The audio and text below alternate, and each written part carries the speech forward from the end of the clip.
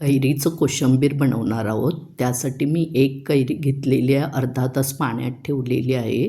स्वच्छ धुवून घेऊया. देठाकडचा भाग काढून घ्या. असं कट करून घ्या. नाही केलात तरी चालेल, कारण आपण पूर्ण सालीसकटच किसून घेणार आहोत. तर तुम्ही अख्खी कैरी घेऊनसुद्धा किसून घेऊ शकता. इथे मोठ्या किसणीचाच वापर करा, बारीक किसणी वापरू नका. अर्धा ग्लास पाणी घेतलेलं आहे आणि अर्धा चमचा मीठ घेऊन कैरी घालून झाकण लावून ठेवून देऊया. कैरीचं हिरवं आणि पिवळं कॉम्बिनेशन ना इतकं छान दिसतं आहे. तुम्हाला स्क्रीनवर दिसतं की नाही माहिती नाही, पण इथे एकदमच उठून दिसतं. आता एक कांदा पण बारीक चिरून घेतलेला आहे, एकदम बारीक चिरायचा आहे. एक टोमॅटो देठाकडचा भाग काढून तोही बारीक चिरून घ्यायचा आहे. कोथिंबीर आवडीनुसार घ्या, तीही बारीक चिरून घ्या. स्वच्छ सर्व धुवून घेतलेलं आहे. खाली मी रिकामं भांडं घेतलेलं आहे आणि चाळण घेतलेलं आहे. कैरीतलं पाणी आहे ना, ते सर्व काढून घ्यायचं आहे. बघू शकता तुम्ही.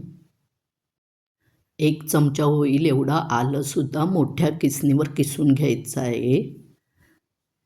इथे मी 5-6 लसूण पाकळ्या घेतलेल्या आहेत, त्याही ठेचून घ्यायच्या आहे छानपैकी.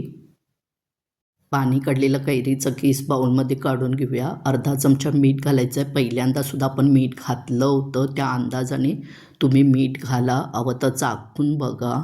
तर इथे मी पाव चमचापेक्षाही कमी हळद घातलेली आहे, पाव चमचा गरम मसाला, 1 चमचा लाल तिखट आणि चिमूटभर हिंग घातलेलं आणि मिक्स करून घ्यायचं आहे छानपैकी.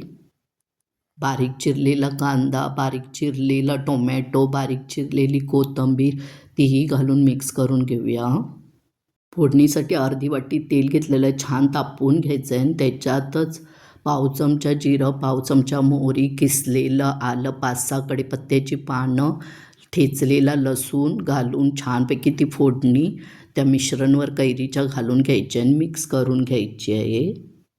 मगाशी तर छानच दिसत होतं, आता आणखी टोमॅटो, कांदा आणि कोथिंबीर घातल्यामुळे अजूनच छान दिसतंय उठून. सुकी वाटली तर जास्तीचं तेल घालू शकता. ही आत्ता पण खाऊ शकता केल्या केल्या किंवा नंतर मुरल्यानंतर पण खाऊ शकता. छानच होते ती.